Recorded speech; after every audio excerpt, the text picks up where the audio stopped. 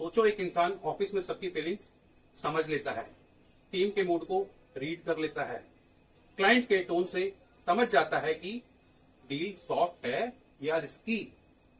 पर जब अपनी सैलरी नेगोशिएट करनी होती है तो वॉइस धीमी हो जाती है।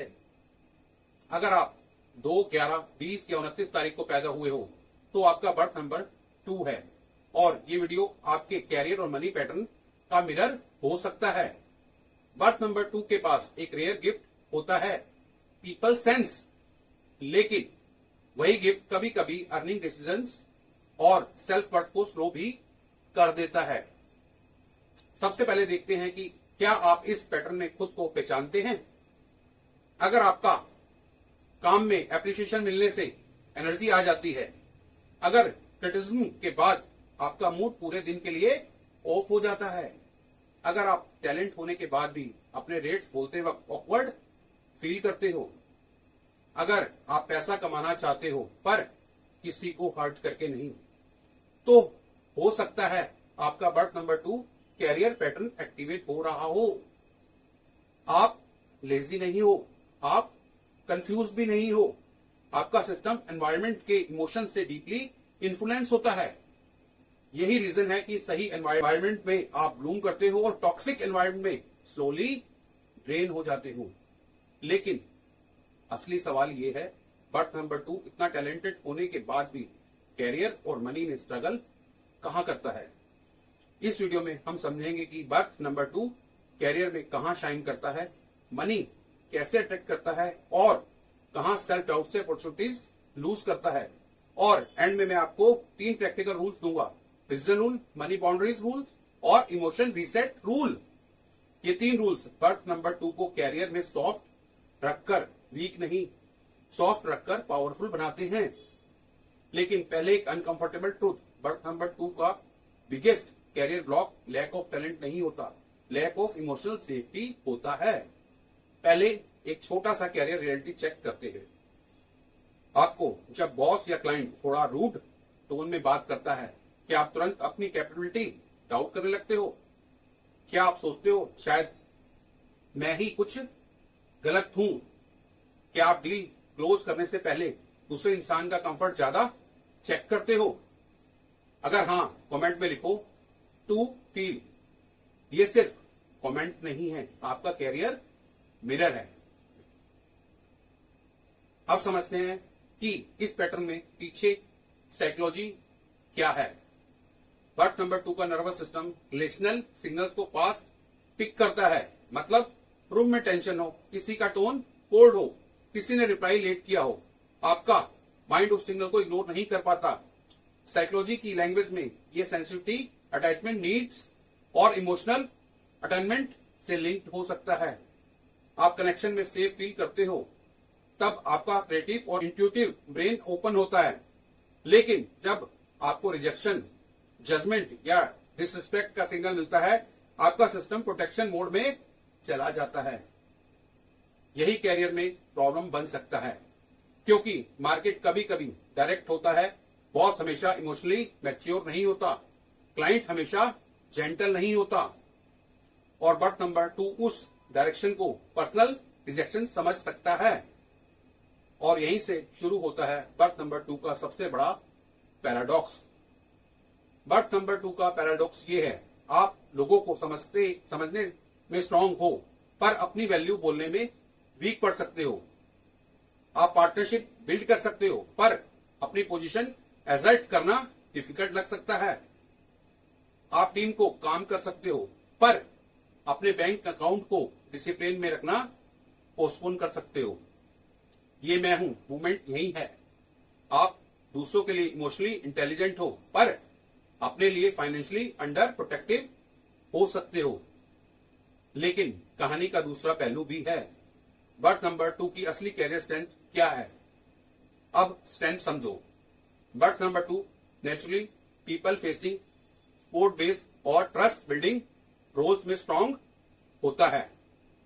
आप counselling, HR, teaching, coordination, client serving, healing, design, content, psychology, hospitality, relationship management, leadership and partnership based business में शाइन कर सकते हो। आपका बिगेस्ट एसेट है आप सिर्फ काम नहीं करते, आप इमोशनल टेम्परेचर मैनेज करते हो। जहां लोग फाइट कर रहे होते हैं आप ब्रिज बन सकते हो। जहां क्लाइंट अनश्योर होता है आप ट्रस्ट क्रिएट कर सकते हो। जहां टीम स्कैटर्ड होती है आप हार्मनी ला सकते हो। लेकिन एक लाइन याद रखना, हार्मनी क्रिएट करना आपका गिफ्ट है, हार्मनी के लिए अपनी प्राइस रिड्यूस करना आपका शैडो है। इसको एक रिलेटेबल कैरियर मिरर से समझते हैं। रिया बर्थ नंबर 2 है और ऑफिस में वो सबकी फेवरेट है। बॉस को प्रेजेंटेशन चाहिए, रिया। क्लाइंट अपसेट है, रिया। टीम का कंफ्लिक्ट सॉल्व करना है, रिया। सब कहते हैं तुम्हारे बिना काम नहीं चलता, लेकिन इंक्रीमेंट के टाइम रिया चुप हो जाती है। अंदर वॉइस आती है, अगर मैंने ज्यादा डिमांड की तो लोग मुझे सेल्फिश समझेंगे। Result workload increase, salary same, appreciation high, bank balance low. ये बर्थ नंबर 2 का कॉमन कैरियर मनी मिसमैच है। Emotional value high, financial claim low. अब बात करते हैं उस एरिया की जो सबसे ज्यादा कंफ्यूजन क्रिएट करता है, मनी। बर्थ नंबर 2 के लिए पैसा सिर्फ सिक्योरिटी नहीं, इमोशनल सेफ्टी भी होता है। आप पैसा चाहते हो पर अग्रेसिव मनी चेजिंग से अनकंफर्टेबल फील कर सकते हो। आपको क्लीन अर्निंग चाहिए, आपको किसी का ट्रस्ट तोड़कर पैसा नहीं बनाना। ये ब्यूटीफुल क्वालिटी है, लेकिन शैडो तब आता है जब आप एवरी ट्रांजैक्शन को इमोशनल अप्रूवल से कनेक्ट कर देते हो। क्लाइंट ने नेगोशिएट किया, आप प्राइस कट कर देते हो। फ्रेंड ने हेल्प मांगी, आप फ्री में काम कर देते हो। फैमिली ने कहा पैसे से क्या होता है, आप अपनी एम्बिशन सुप्रेस कर देते हो। बर्थ नंबर 2 को मनी के साथ गिल्ट नहीं, स्ट्रक्चर चाहिए। अब खुद को ऑनेस्टली चेक करने का वक्त है। अब सेल्फ चेक करो, क्या आप काम में ओवर डिलीवर करते हो और पेमेंट डिस्कस करने में डिले करते हो? क्या आप किसी को मना करने के बाद गिल्टी फील करते हो? क्या आप अपने कैरियर डिसीजन मूड के बेसिस पर लेते हो? अगर हाँ, कमेंट में लिखो वैल्यू। आज का गोल है आपकी सेंसिटिविटी को वैल्यू सिस्टम में कन्वर्ट करना। अब आते हैं उस सच पर जिसके बारे में बर्थ नंबर 2 अक्सर बात नहीं करता। बर्थ नंबर 2 कभी कभी कैरियर में अप्रूवल एडिक्ट बन सकता है। आपको बॉस का गुड एम्प्लॉय बनना इतना इंपॉर्टेंट लग सकता है कि आप अपनी ग्रोथ नेगोशिएट करना भूल जाते हो। आप रिलेशनशिप सेव करने के लिए बाउंड्रीज लूज कर देते हो। आप कंफ्लिक्ट अवॉइड करने के लिए डिसीजन डिले कर देते हो और डिले का कॉस्ट साइलेंट होता है। Missed promotion, under pricing, emotional burnout, inconsistent money flow. ये आपकी वीकनेस नहीं, ये अनहील्ड सेफ्टी पैटर्न है। जब सिस्टम को लगता है कि conflict is equal to rejection, तब आप मनी कन्वर्जेशन को डेंजर समझने लगते हो। अब एक रियल वर्ल्ड स्टोरी देखते हैं जो इस पैटर्न को क्रिस्टल क्लियर कर देगी। अब अमन का सीन देखो।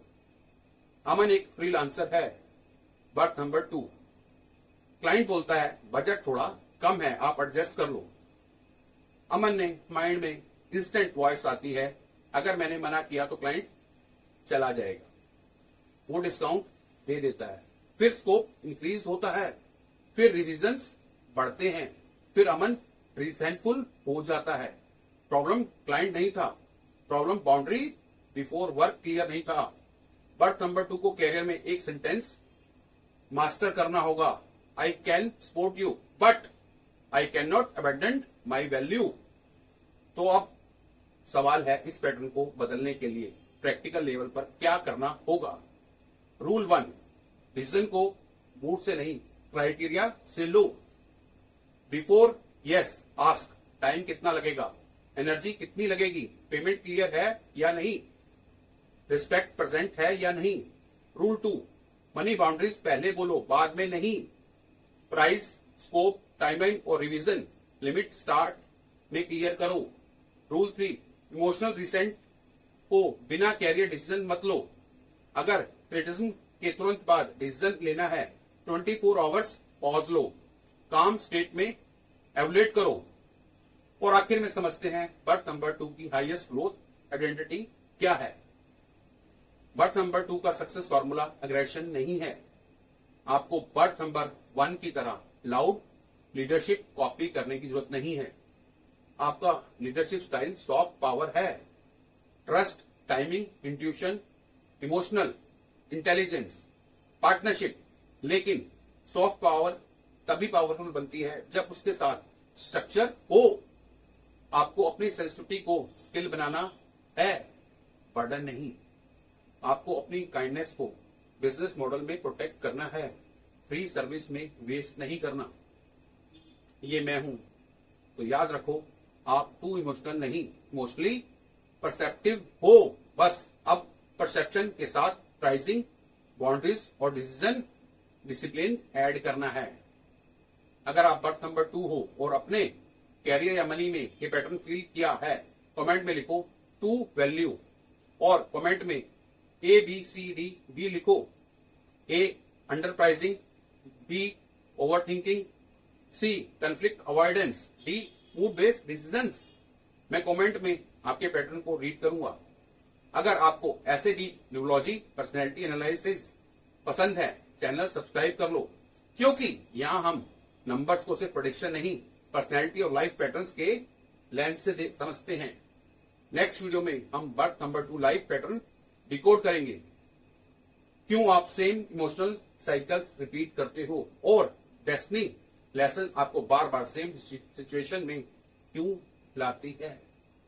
तब तक याद रखो, आपका हार्ट सॉफ्ट हो सकता है, लेकिन आपकी वैल्यू नेगोशिएबल नहीं होनी चाहिए।